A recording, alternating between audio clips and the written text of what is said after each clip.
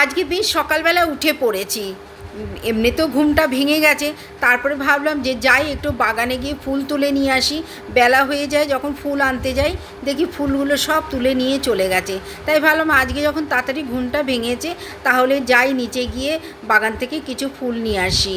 তো যেহেতু শীতকাল একটু ফুলটা কমই ফোটে, আর সবাই নিয়ে গেলে আমি আর পাই না। পুজো দেওয়ার সময় ভীষণ বাজে লাগে যে একটু ঠাকুরকে ফুল দিতে পারি না। বাড়িতে এত ফুলের গাছ, কিন্তু সব ফুল নিয়ে চলে যায়। তাই আজকে সকাল সকাল উঠে সমস্ত ফুলগুলো তুলে নিয়ে এলাম, আর এসেই আজকে ঘর টর ঝাড় দিয়ে মুছতে শুরু করে দিলাম। কারণ শীতকালের বেলা, ছোট বেলা, তো রান্না করে ঘর দুয়ার পরিষ্কার করতে করতে না ভীষণ বেলা হয়ে যায়, খেতেও অনেক দেরি হয়ে যায়।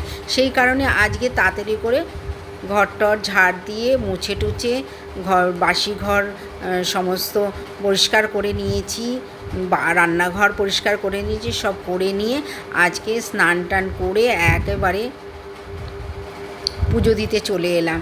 আজকে রান্না সেরকম খুব একটা করিনি, তো তোমাদের দাদাভাই আজকে বেলা করে গেছে বলে তাই একটু দাদার মনের মতো করে একটু রান্না করলাম।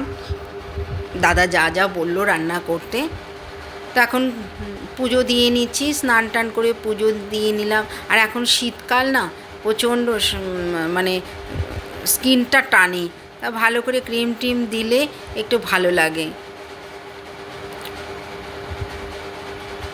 যাই হোক, প্রত্যেক দিনই একই কাজ, ঘুম থেকে ওঠা, বাসন মাজা, কাপড় কাচা, আর কি মেয়েদের আর কি কাজ বলো। সেই পুজো টুজো দিয়েই দেখো রান্নাঘরে চলে এলাম। প্রচণ্ড খিদে পেয়েছে, আর স্নান করার আগেই আমি গরম গরম ভাত করে গেছি। আর করেছি দেখো চিংড়ি দিয়ে লাউ ঘন্ট আর কষা কষা ডিমের ঝোল করেছি। তোমাদের দাদাভাই দুপুরবেলা যেহেতু অফিসে যাবে, মিটিং আছে, সেই জন্য তোমাদের দাদাভাইকে খেতে দিয়ে দিলাম। দাদাভাই খেয়েও চলে গেছে। এবার আমার ভাতটা নিয়ে নিয়েছি।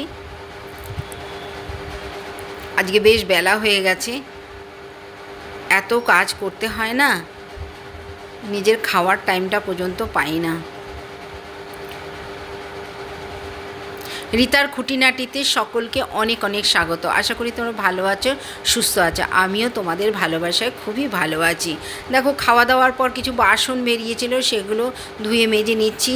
আর আজকে কিছু সেলাই আছে, জানো তো, অনেক দিন সেলাই করি না। কিছু কিছু জামার সমস্ত সেলাইগুলো খুলে গেছে, এবার তাই আজকে ভাবছি একটু সেলাই করে নেব।